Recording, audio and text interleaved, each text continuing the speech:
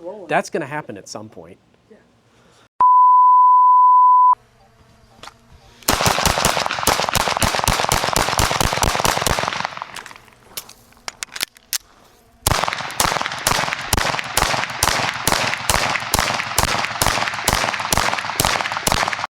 So I want to tell you a story, a tale about an impulse buy. I'm going to level with you. I'm pretty particular about the firearms that I purchase. It either has to serve a purpose in my collection or fill a gap. This gun is not that, But Doc, you say. what's the point of a 4-inch double-action, single-action, half-competition, half-concealed carry, optic cut, 8 to 2-pound trigger transition, perfect grip angle, tight tolerance, precision machine, CZ blasting masterpiece? Wait, read that back. I just told you. I literally just told you. It's right after the first of the year. My wife and kids are out of town visiting her parents for a week. I have a few days off, and I'm getting bored. With the craziness of the holidays, my wife and I didn't exchange gifts this year, other than the Taylor Swift tickets that I bought for her. So correct that. She didn't get me anything, which is a very dangerous situation for a gun guy, my friends. Oh, shit. Here we go again. Especially when his family's out of town, and he wants to go to the new Midwest Shooting Center. So I got in the car and I went to the gun shop with an objective. Window shopping, baby! Treat yourself. So, as I mentioned, my gun purchases are typically very measured. I usually think about it, shop around, look at pricing online, look at the pros and cons. I really have to talk myself into a purchase. But this was different. My goal, see something I like, and get it that day. Treat yourself. Within reason. I wasn't going to pick up a Nighthawk, but if it was the approximate cost of watching some billionaire strumpet lip sync on stage to a bunch of delusional fans, sure, I'll pick that up. It would be mine. Oh yes, it would be mine. It will be mine. Oh yes, it will be mine.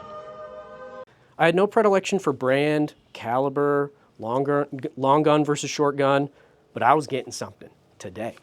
Treat yourself. So, after my long-winded explanation as to why I needed a new GAT, join me as we walk into Midwest Shooting Center. I was really impressed with the organization and cleanliness. Started perusing the cases, Daniel Defense H9, yes, there are some problems with that, no thanks. Dan Wesson DWX Compact, wait, that has plastic grips? And that one has a scratch on the slide? No thanks. Oh, here's an HK VP9 SK. Wait a sec, didn't they just drop the new A1 version? I'll pass on that one. Norinco SKS? I was this close. But wait, the CZ case. Is that? It can't be. A CZ Shadow 2 compact? Oh, sir, open this case right now. Not so funny meow, is it?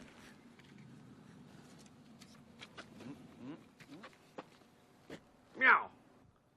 When they were released in 2023, they were nigh unattainable, and that just shot the street price through the roof. But the list price on this one was pretty reasonable. I was very interested.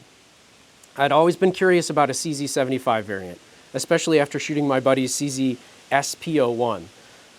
But I had never seen one of these in the metal before.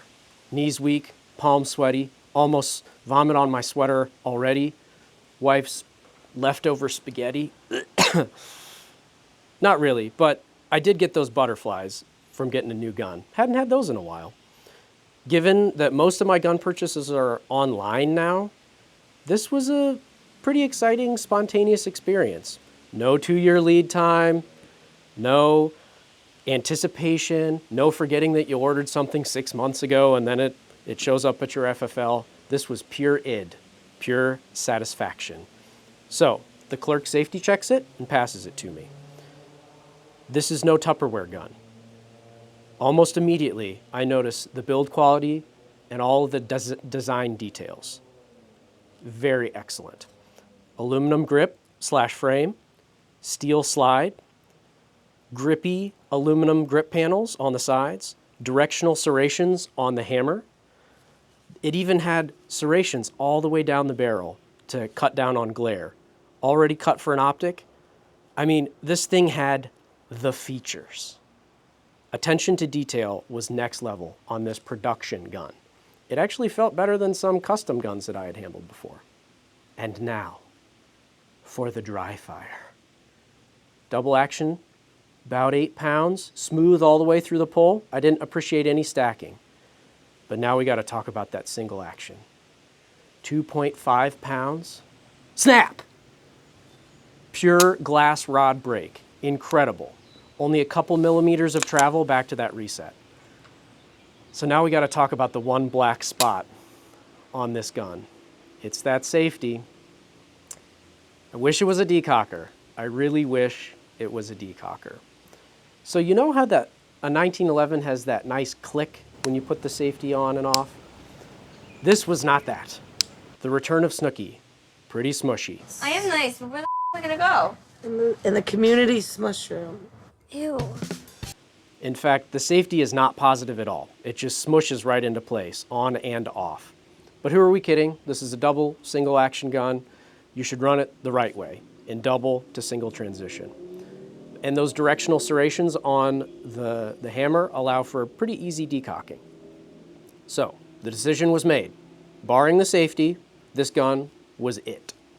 4473 complete. I took it home, immediately field stripped and cleaned it. Internally, the machining was as pristine as the external facade.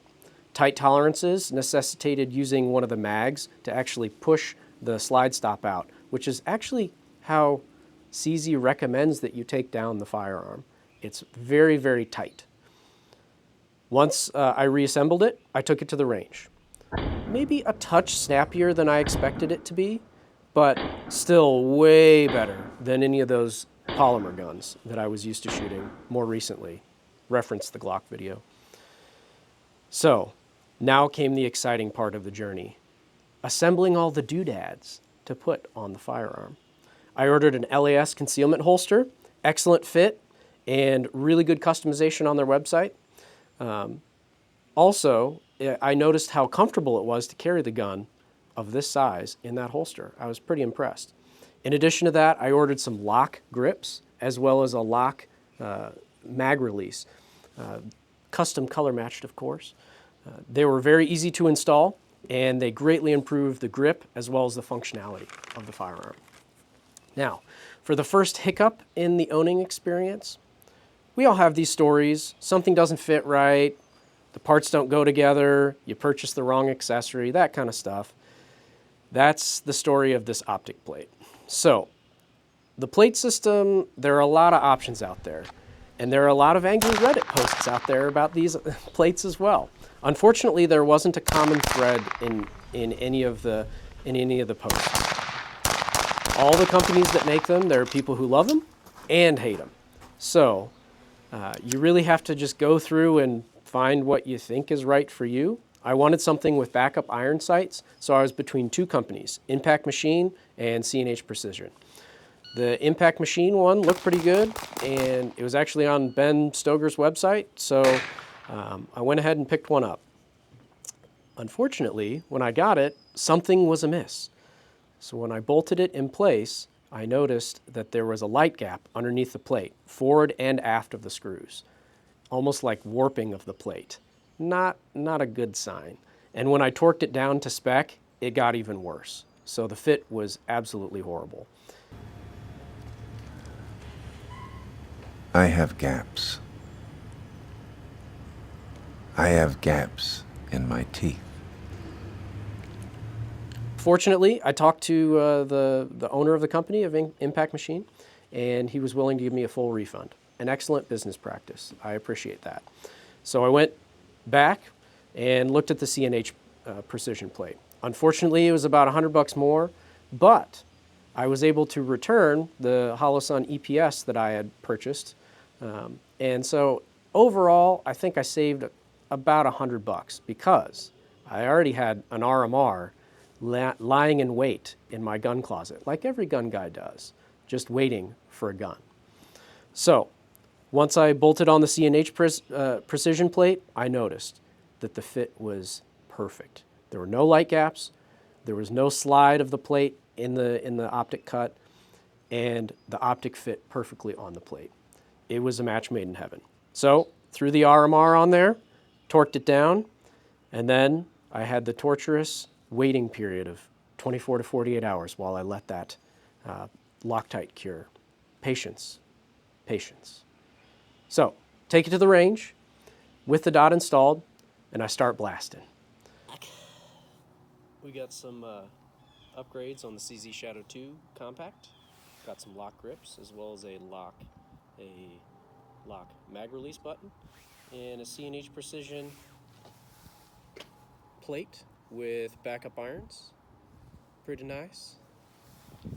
Fits pretty good. Let's see what we do.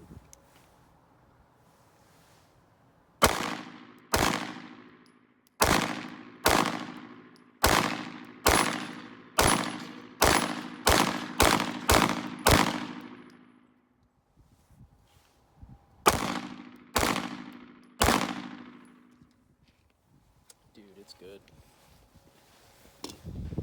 The lock bogey grips gave excellent purchase for recoil control, and surprisingly, for how aggressive they are, they don't really tear up my stomach from the appendix holster. The extra purchase that I could also get on the mag release was excellent, and the backup iron sights I noticed were unobtrusive, but if I needed to find them, I could, and they were zeroed for the gun, which was very, very good. I went in and out of the holster all day for the first range session just to see how it presented, and I found that it was quick on to target, and it had excellent follow-up shots as well because I had good purchase with the grips. Out of the holster, probably a 1.4 to 1.6 draw. That's no GM level draw, but you know, it's good enough for some internet nobody who may or may not be a doctor. Follow-up shots were excellent. The dot tracked up and down. The short reset was very, very good and easy to manage. This gun could bang. So, couple small quirks. Once again, no decocker, and I think they've actually fixed that on the new carry version, which came out recently. It also doesn't have a firing pin block. The freaking squirrels. We'll let them live another day. It also doesn't have a firing pin block. So, technically not drop safe. Well, at least it's not a SIG, right? And the slide has internal slide rails. So if you've never seen this before, the slide rails run on the inside, meaning there's less to purchase up top when you rack. That can make it more difficult to manipulate the firearm. And also, these slide serrations are sharp as and will bite the crap out of you. So, they're out for blood, you have to respect them. Other than those few things, it was an excellent experience. Will it be high quality or what? What do you mean it's going to be high quality? Okay. I will say that my buddy's SP01 has a little bit less aggressive serrations on the slide, but I was all about that new, and I didn't want to have to send a gun in to get it milled like he did. In and out of the holster, probably about 1,000 rounds so far. And in fact, I got so comfortable with this gun that it shot straight to the top of my winter carry rotation, and I have actually carried it a little bit in the spring and summer so far. With the LAS holster, maybe it was the positioning, maybe it was the build quality, maybe it was because I lost a couple pounds, but the gun rode very well and concealed super well on my body with how I dressed myself. I would never have considered carrying a gun this large. It's a chunky boy. It's over 30 ounces. But with this setup, I have no problems, and I can conceal it very, very well.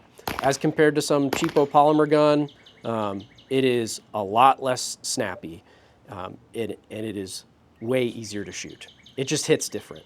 It's slimmer than a Staccato CS. It shoots way better than a P365, and damn, is it more beautiful than both of those. Can we just admit to ourselves that sometimes these carry guns are almost an extension of our personalities? Kind of like when a girl buys a Louis Vuitton or a Birkin bag, like, it can be sexy and functional, right? So for a gun that has competition pedigree, but still conceals like a carry gun, is it for everyone? Probably not. Reference my Glock video. Ugh. Perfection.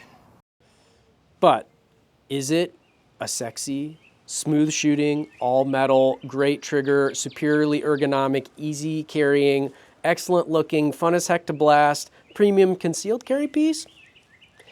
Yes. Impulse buy complete. I couldn't be happier. Treat yourself. If you feel like being a tactical hipster, which you should check out his channel too, it's pretty good. You can train with the double action, single action, and get used to that. Then this may be worth the coin for you. This is the Pop Doctor signing off. I may or may not be a doctor.